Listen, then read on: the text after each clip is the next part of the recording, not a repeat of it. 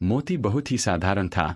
न तो वह बहुत ताकतवर था और न ही बहुत तेज दौड़ सकता था।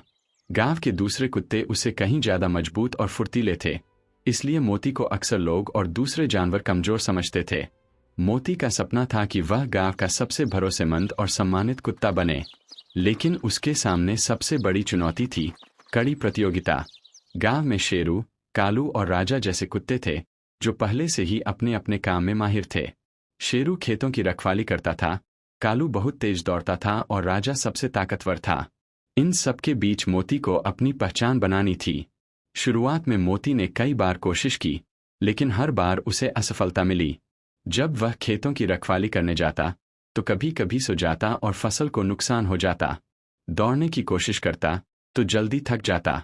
इन असफलताओं के कारण बाकी कुत्ते उसका मजाक उड़ाते थे, लेकिन मोती ने हार नहीं मानी। उसने ठान लिया कि वह हर दिन खुद को बेहतर बनाएगा। वह सुबह जल्दी उठता और दौड़ने की प्रैक्टिस करता। धीरे धीरे उसकी सहनशक्ति बढ़ने लगी। वह रात में जाकर खेतों की रखवाली करने लगा ताकि उसकी जिम्मेदारी निभाने की आदत बने। साथ ही वह गांव के बुजुर्ग कुत्ते बूढ़े टाइगर से सीख लेने लगा, जो उसे सिखाता था कि सिर्फ ताकत ही नहीं, समझदारी और धैर्य भी जरूरी है। दिन ब दिन मोती की मेहनत रंग लाने लगी। अब वह पहले से तेज दौड़ सकता था और लंबे समय तक जाकर काम कर सकता था। एक दिन गांव में बड़ी समस्या आ गई। रात में चोर खेतों में घुसकर फसल चोरी करने लगे। शेरू और राजा उस दिन किसी और काम में लगे हुए थे। यह मौका मोती के लिए एक बड़ी परीक्षा थी।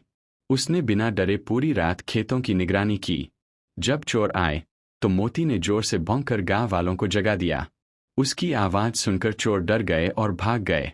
गांव वाले बाहर आए और देखा कि मोती ने अकेले ही उनकी फसल बचा ली।